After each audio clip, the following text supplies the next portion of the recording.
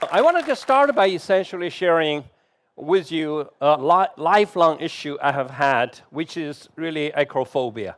I'm really afraid of height, and I try to avoid being on some places height, as much as I can.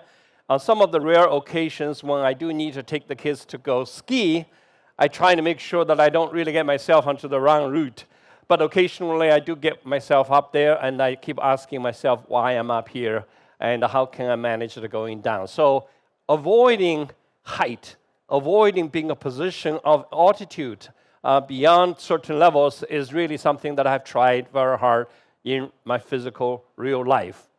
But the irony of it is that after I left the Hong Kong Exchange and started to found my own company, MicroConnect, and I found myself in my own entrepreneurial life that I ended up on an acrophobia situation that has been plaguing and has been bothering me and has been a motivation and an alert and a scary thing with my life almost every day.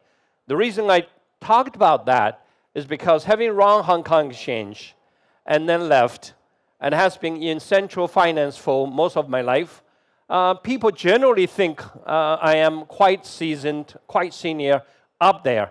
But when I started something, wanting to fund a new exchange that bring big money to the little guys, not for charity, but for actually profitable for both sides, when I started that journey, everybody loved the idea, and everybody think that having run the central market, you must know how to do this, and you must already have a plan.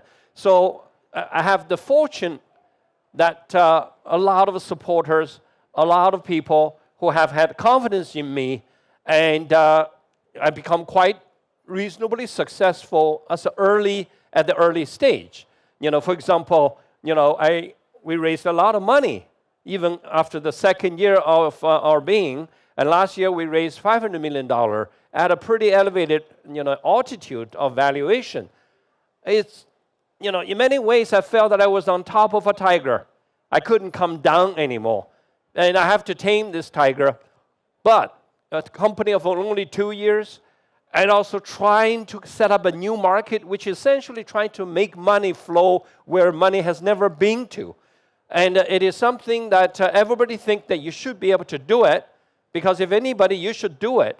That pressure was really frightening. That pressure really taking my heart out all the time. The fear is constantly, with me. And because unlike other startups, when you start with the C's, with the A's, an investor wanted to make a lot of money, but if you don't succeed at that lower valuation, you don't lose a lot. But our investors think that we should be starting at that level, and we should be up there over the years.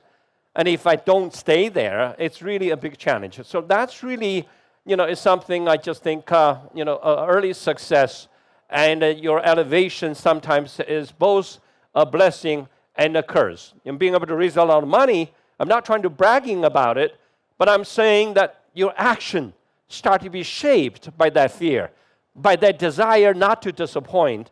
And as a result, our first stage, when we raised that money, and everybody was impressed with our pace of growth, and we got carried away.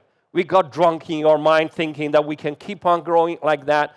Because of the money you have, the blessing is that you are able to hire very expensive but top talent people. You're able to afford to hire a lot of people. And then you start to make investment in ways that you sometimes would not do if you don't have a lot of money. So as a result of that, very rapidly, that we found ourselves to be growing just simply too fast, investing simply too much, not really completely clear in our mind where we are really going.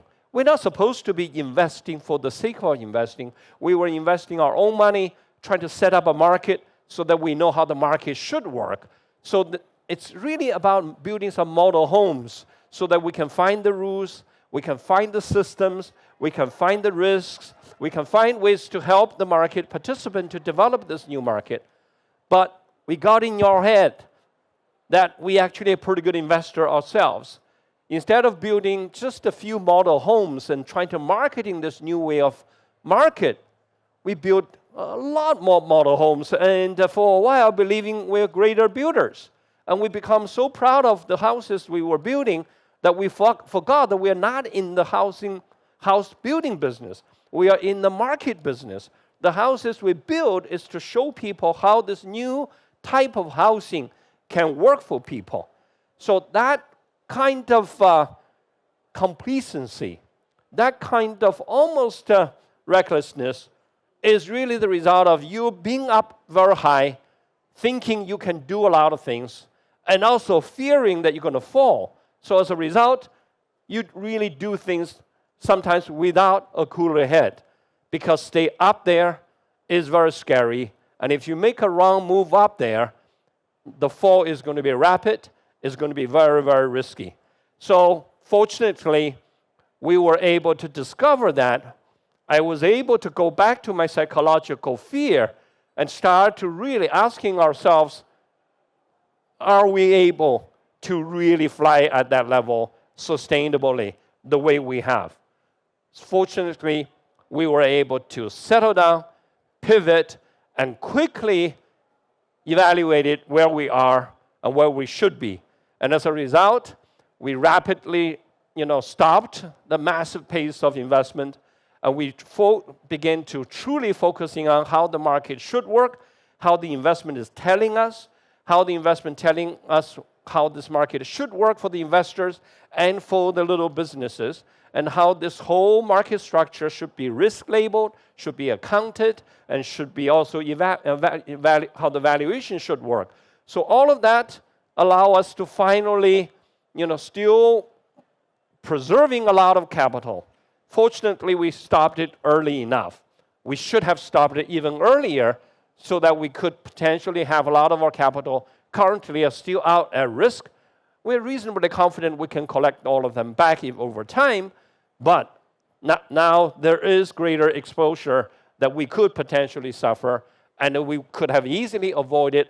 But because of this fact that we were up in the elevator, in the elevated altitude, we got into our head that we can probably be able to do things than other startups. That we are not startup, we're different. We're not different. As a startup, every day you have to face death potentially because you're starting something that nobody ever has used before, and you have to convince everybody to do so, and it is not really easy, especially when you're trying to set up a market where you need to have people who raise capital. They need to come here. They only will come here if they see great prospect of raising capital quickly. And investors will only come to a platform exchange only if they feel that they can make money quickly out of it. This chicken and egg situation is such that you can never take for granted a market, no matter how theoretically compelling it should be this way, is going to work automatically. So that sort of a humbling experience forces us now to really coming down to the ground. But on the other hand, I also learned to embrace this, overcome the fear of height, because when you are setting up a new market, establishing a new equity-like kind of a market for the small businesses that is so different from the traditional equity market and debt market, then you have to be sometimes all the time, stay from a God's perspective. But you have to have a mindset of a servant mindset. Meaning what? Meaning that you have to stay high to see how the whole market should work, because you need to, running the exchange allows me to really see how everybody is working in a marketplace. You have to have that eagle eyes perspective. You have to know the water is going to go there because of gravity. The dam, the river should go there, ultimately go to the sea. But the fact that it should go to the sea, why it's taking that turn is because the market have always taken that turn. Even though theoretically it shouldn't take that turn, we cannot be, complacent and arrogant enough to think that you can change the market. But you need to know the market should go certain ways, and whenever possible, you can remove the hurdle so that the water can flow. So the entire idea of connect is never the ability to put water from one lake to the other. You can't do that. It's about removing the barrier that is artificially preventing water from one place to go to another. So connect is about eliminating that barrier. It's not about artificially being able to work like God. So I think the fear of height, scared me in life. The fear of height almost got us into trouble in our real life. But in the end, that embracing that attitude, embracing that fear, and trying to stay top to see how the market should be built, but stay humble on the ground to actually build it, ultimately allow me to not have to deal with my acrophobia in life, but absolutely embracing it and live with it in my business. And with that, I'm very thankful for that problem I had. I'm very thankful that we overcome the difficulties. I'm very thankful that I have the opportunity to share this experience with all of you. And I'm thankful that hopefully one day, if we do succeed in building this market, many of you will come to Hong Kong and use it. And that market will come to Singapore, will go to Dubai, will go to Malaysia, will go to any places where you have consumers and you have large populations, you have little guys that need help, you have little guys who can contribute to the market. Thank you very much.